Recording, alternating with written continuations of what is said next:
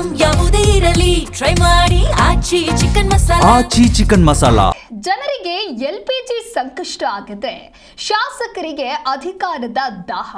ಸಚಿವ ಸ್ಥಾನಕ್ಕಾಗಿ 24 ಶಾಸಕರಿಂದ ದೆಲೆ ಚಲೋ ಮಾಡಲಾಗ್ತಾ ಇದೆ. ಮಧ್ಯಾಹ್ನ ಬೆಂಗಳೂರಿನಿಂದ ಶಾಸಕರ ಪ್ರಯಾಣ ಈಗ ಫಿಕ್ಸ್ ಆಗಿದೆ.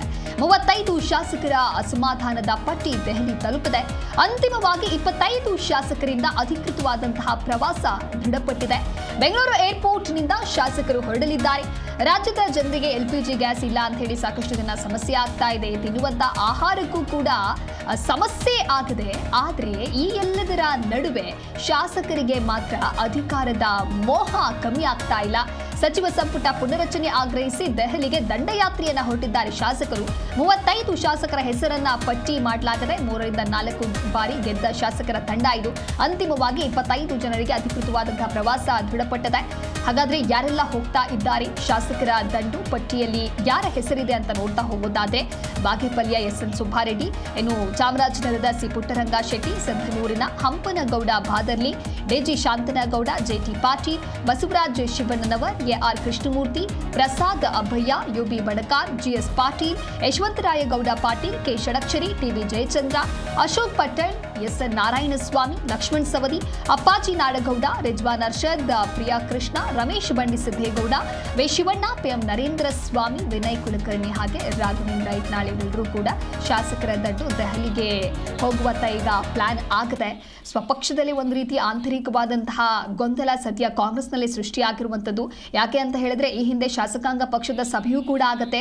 ಆ ಸಭೆಯಲ್ಲಿ ಹಿರಿಯ ಶಾಸಕರು ತಮ್ಮ ಅಸಮಾಧಾನವನ್ನ ವ್ಯಕ್ತಪಡಿಸ್ತಾರೆ. ಸಚಿವರು ಯಾವುದೇ ರೀತಿಯಾದಂತಹ ಸ್ಪಂದನೆಯನ್ನ ನೀಡೋದಿಲ್ಲ.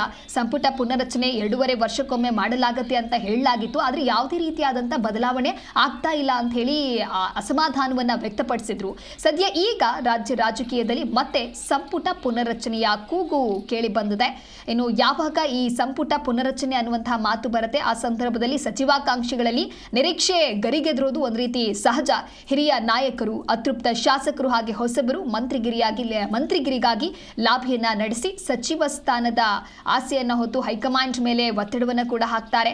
ಇದೀಗ ಉಪಚುನಾವಣೆ ಮುಕ್ತಾಯ ಆದಂತೆ ಶಾಸಕರು ಮತ್ತೆ ಬಿಗಿಪಟ್ಟು ಹಿಡಿದಿದ್ದಾರೆ. ಹಾಗಾಗಿ 24 ಶಾಸಕರಿಂದ ದೆಹಲಿ ಚಲೋ ಮಾಡಲಾಗುತ್ತೆ. ರಾಜ್ಯದ ಜನರಿಗೆ ಒಂದು ಕಡೆ ಯುದ್ಧದ ಎಫೆಕ್ಟ್ನಿಂದಾಗಿ ಗ್ಯಾಸ್ ಸಿಲಿಂಡರ್ನ ಅಭಾವ ಸೃಷ್ಟಿಯಾಗಿದೆ. ಹೋಟೆಲ್ ಉದ್ಯಮಕ್ಕೆ ಭಾರಿ ಹೊಡೆತ ಬಿದ್ದಿದೆ. ಇನ್ನೊಂದು ಕಡೆ PG ಮಾಲೀಕರು ಕೂಡ ತತ್ತರಿಸಿ ಹೋಗ್ತಾರೆ, ಅಡಿಗೆ ಮಾಡಿ ಹಾಕೋದಕ್ಕೆ ಆಗುವುದಿಲ್ಲ ಅಂತ ಹೇಳಿ. ಇನ್ನು ಸಾಕಷ್ಟು ಅನಾಥಾಶ್ರಮಗಳಿಗೂ ಕೂಡ ಇದರ ಬರೆ ತಟ್ಟಿದೆ. ಆದರೆ ಇದ್ಯಾವುದಕ್ಕೂ ಕೂಡ ತಲೆಕೆಡಿಸಿಕೊಳ್ಳದೆ ಶಾಸಕರು ಮಾತ್ರ ಏನಿದ್ರು ತಮ್ಮ ಅಧಿಕಾರ, ತಮ್ಮ ಆಡಳಿತ ಅನ್ನುವಂತಹ ಮೋಹದಲ್ಲಿ ಸಿಲುಕಿದ್ದಾರೆ. ಇದರಿಂದ ಹೊರಗೆ ಬಂದು ಜನರಿಗೆ ಆಗ್ತಾ ಇರುವಂತಹ ಸಮಸ್ಯೆ ಏನು, ಜನಪ್ರತಿನಿಧಿಗಳಾಗಿ ತಾವು ಏನು ಕೆಲಸವನ್ನ ಮಾಡಬೇಕು, ಜನರಿಗೆ ಯಾವ ರೀತಿಯಾದಂತಹ ಸಹಾಯವನ್ನ ಮಾಡಬಹುದು, ಹೇಗೆ ಸ್ಪಂದನೆಯನ್ನ ನೀಡಬಹುದು ಅನ್ನುವಂತಹ ನಿಟ್ಟಿನಲ್ಲಿ ಶಾಸಕರು ಯೋಚನೆಯನ್ನ ಮಾಡಬೇಕು. ಅದರ ಬದಲಾಗಿ ಈಗ ತಮ್ಮ ಅಧಿಕಾರ, ತಮ್ಮ ಆಡಳಿತ ಅಂತ ಹೇಳಿ ದೆಹಲಿ ಚಲೋಗೆ ಮುಂದಾಗಿದ್ದಾರೆ. ಬೆಂಗಳೂರು ಏರ್ಪೋರ್ಟ್ನಿಂದ ಶಾಸಕರು ಸದ್ಯ ಹೊರಡಲಿದ್ದಾರೆ ಅನ್ನುವಂತಹ ಮಾಹಿತಿ ಇದೆ. ಹಾಗಾದ್ರೆ ಹೈಕಮಾಂಡ್ನ ಭೇಟಿಯಾಗಿ ಏನಾದರೂ ಮಾಹಿತಿಯನ್ನ ತಲುಪಿಸ್ತಾರಾ?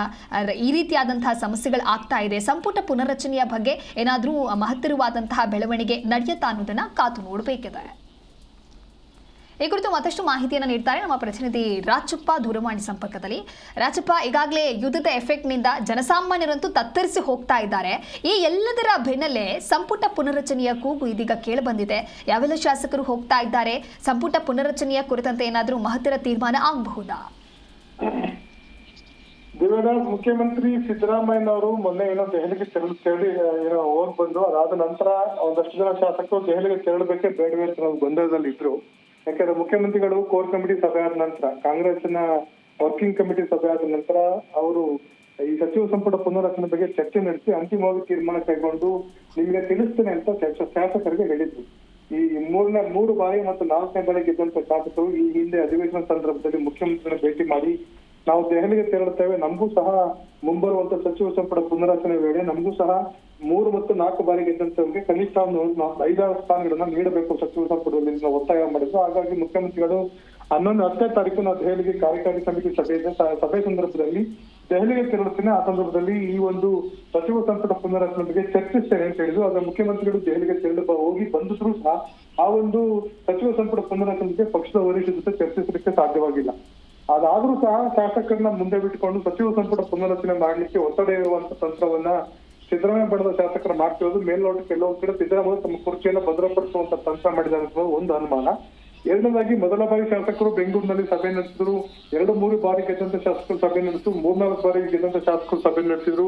ಎಲ್ಲರಿಗೂ ಸಚಿವ ಸ್ಥಾನ ಬೇಕು ಅಂತ ಡಿಮ್ಯಾಂಡ್ ಅನ್ನು ಇಟ್ಕೊಂಡಿದ್ರು. ಇವರೆಲ್ಲರ ಆಶಯ ಇರೋದು ಮೇಲ್ನೋಟಕ್ಕೆ ಮುಖ್ಯಮಂತ್ರಿ ಸಿದ್ದರಾಮಯ್ಯ ಕಂಟಿನ್ಯೂ ಆಗಬೇಕು ಅಂತ ಅನ್ನೋದು ಮತ್ತು ಆ ಮೂಲಕ ಸಚಿವ ಸಂಪುಟ ಪುನರಚನೆ ಮಾಡಿ ಒಂದಷ್ಟು ಜನ ಸಚಿವರು ಸುಮಾರು 20-30 ಜನ ಸಚಿವರನ್ನ ಕೈ ಬಿಟ್ಟು ಹೊಸದಾಗಿ ಅವಕಾಶ ಕೊಡಬೇಕು ಅಂತ ಒಂದು ಚರ್ಚೆಯನ್ನು ನಡೆಸಲಾಗ್ತಾ ಇದೆ.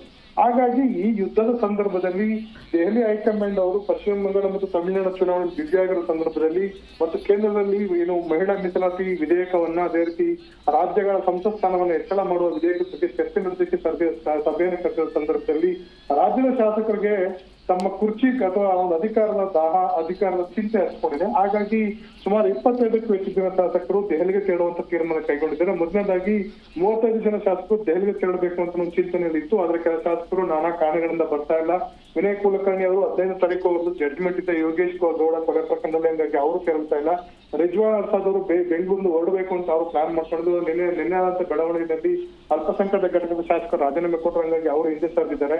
ಸಿಎಂ ನರೇಂದ್ರ ಸ್ವಾಮಿ ಅವರು ದೆಹಲಿಗೆ ತೆರಳಬೇಕಿತ್ತು, ಅವರ ಮಗಳ ಮದುವೆ ಕಾರಣಕ್ಕೋಸ್ಕರ ಅವರು ಸಹ ಕಾರ್ಯಕ್ರಮದಿಂದ ಹಿಂದೆ ಸರಿದಿದ್ದಾರೆ.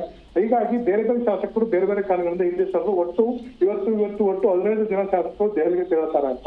ಮತ್ತೆ ಇನ್ನಷ್ಟು ಜನ ಶಾಸಕರು ನಾಳೆ ಮಧ್ಯಾಹ್ನ ಸೋಮವಾರ ಮಧ್ಯಾಹ್ನ ನಂತರ ಕೆಲ ಶಾಸಕರು ದೆಹಲಿಗೆ ತೆರಳಬೇಕು ಅಂತ ಅನ್ನೋದು. ಯಾಕಂದ್ರೆ ದೆಹಲಿನಲ್ಲಿ ಮಲ್ಲಿಕಾರ್ಜುನ್ ಖರ್ಗೆ ಅವರು ಬೆಂಗಳೂರಿನಲ್ಲೇ ಇದ್ದಾರೆ, ರಾಹುಲ್ ಗಾಂಧಿ ಅವರು ಮತ್ತು ಸುರ್ಜೇವಾಲಾ ರಣದೀಪ್ ಕೆಜಿ ವೇಣುಗೋಪಾಲ್ ದೆಹಲಿ ಇದ್ದಾರೆ. ಹೀಗಾಗಿ ಅವ್ರನ್ನ ಯಾರನ್ನಾದ್ರು ಭೇಟಿ ಮಾಡಬೇಕು ಅಂತ ಚಿಂತನೆಯಲ್ಲಿ ಎಲ್ಲ ನಾಯಕರು ಇದ್ದಾರೆ. ಇನ್ನು ರಾಹುಲ್ ಗಾಂಧಿಯ ಅಧಿಕೃತ ಅಪಾಯಿಂಟ್ಮೆಂಟ್ ಯಾರಿಗೂ ಸಹ ಸಿಕ್ಕಿಲ್ಲ, ಆದ್ರೂ ಸಹ ಪ್ರಯತ್ನವನ್ನ ಮುಂದುವರಿಸಿದ್ದಾರೆ. ದೆಹಲಿಗೆ ತೆರಳಿ ವೇಣುಗೋಪಾಲ್ ಮತ್ತು ಸುರ್ಜೇವಾಲಾ ಭೇಟಿ ಮಾಡಿ ಬರೋದು ಅಂತ ಮತ್ತು ಆ ಮೂಲಕ ದೆಹಲಿಗೆ ಇಷ್ಟು ಜನ ಶಾಸಕರು ಕೆಲವರು ಸಚಿವ ಸಂಪುಟ ಸಭೆ ಸಚಿವ ಸಂಪುಟವನ್ನ ವಿಸ್ತರಣೆ ಮಾಡಲಿಕ್ಕೆ ಒತ್ತಡ ಏರಿ ಅಂತ ಒಂದು ಮೆಸೇಜ್ ಅನ್ನ ಕೊಟ್ರೆ ಅದರ ಒತ್ತಡ ಹೇರಿ ಮುಂದಿನ ದಿನಗಳಲ್ಲಿ ಈ ಸಚಿವ ಸಂಪುಟ ವಿಸ್ತರಣೆಗೆ ಅವಕಾಶ ಸಿಗಬಹುದು ಅಂತ ತಂತ್ರವನ್ನ ಸಿದ್ದರಾಮಯ್ಯ ಬಣದ ಶಾಸಕರು ಮಾಡಿದ್ದಾರೆ. ಡಿ.ಕೆ. ಶಿವಕುಮಾರ್ ಬಣದ ಶಾಸಕರು ಇದನ್ನೆಲ್ಲ ಸಂಪೂರ್ಣವಾಗಿ ಖಂಡಿಸಿದ್ದಾರೆ. ಒಂದ್ ವೇಳೆ ಈ ಶಾಸಕರ ಸಂಖ್ಯಾಬಲ ಹೆಚ್ಚಳ ಆಗಿದ್ದೆ ಅದರಲ್ಲಿ 35ಕ್ಕೂ ಹೆಚ್ಚು ಜನ ಶಾಸಕರು ದೆಹಲಿಗೆ ಹೋಗಿದ್ದೆ ಅದರಲ್ಲಿ ಅವರು ಸಹ ನಿಯೋಗ ತೆಗೆದುಕೊಂಡು ಹೋಗ್ಬೇಕು ಅಂತ ತಂತ್ರವನ್ನ ಹೂಡಿದ್ದಾರೆ. ಹಾಗಾಗಿ ಇವೆರಡು ರಾಜ್ಯದಲ್ಲಿ ನಡೀತಿರುವಂತಹ ಬೆಳವಣಿಗೆಗಳು, ಆರ್ಥಿಕ ಸ್ಥಿತಿಗತಿಗಳು, ಗ್ಯಾಸ್ ಪ್ರಾಬ್ಲಮ್ ಇರ್ಬೋದು, ಸಾರ್ವಜನಿಕ ಸಮಸ್ಯೆಗಳಿರ್ಬೋದು ಮತ್ತು ಗ್ಯಾಸಿನ ಡೊಮೆಸ್ಟಿಕ್ ಇರ್ಬೋದು ಅಥವಾ ಕಮರ್ಷಿಯಲ್ ಸಿಲಿಂಡರ್ಗಳು ಸೇರಿದ ಜನ ಪರದಾಡ್ತಾ ಇದ್ರೆ ಇವರು ಅಧಿಕಾರದ ಹುಚ್ಚಿಳಿಸ್ಕೊಂಡು ಇವ್ರನ್ನ ಮುಖ್ಯಮಂತ್ರಿ ಮಾಡಿ ನನ್ನನ್ನು ಸಚಿವರನ್ನು ಮಾಡಿ ಅನ್ಕೊಂಡು ಓಡಾಡುವಂತ ಒಂದು ಪರಿಸ್ಥಿತಿ ನಿರ್ಮಾಣ ನಿಜಕ್ಕೂ ದುರಂತ. ಹಾಗಾಗಿ ಇದನ್ನೆಲ್ಲವನ್ನು ವರಿಷ್ಠರು ಗಮನಿಸ್ತಾ ಇದ್ದಾರೆ. ಅವ್ರು ಯಾವ ತೀರ್ಮಾನ ಕೈಗೊಳ್ತಾರೆ, ನಿಜಕ್ಕೂ ಶಾಸಕರ ಡಿಮ್ಯಾಂಡ್ಗೆ ಒಪ್ತಾರ ಅಥವಾ ಅವ್ರಿಗೆ ಭೇಟಿಗೆ ಅವಕಾಶವನ್ನ ಕೊಡ್ತಾರ ಇಲ್ವಾ ಅಂತ ಸಹ ಕಾದ್ ನೋಡ್ಬೇಕಾಗಿದೆ. ಓಕೆ, ಥ್ಯಾಂಕ್ ಯು ರಾಜಪ್ಪ ನಿಮ್ಮೆಲ್ಲ ಮಾಹಿತಿಗಾಗಿ.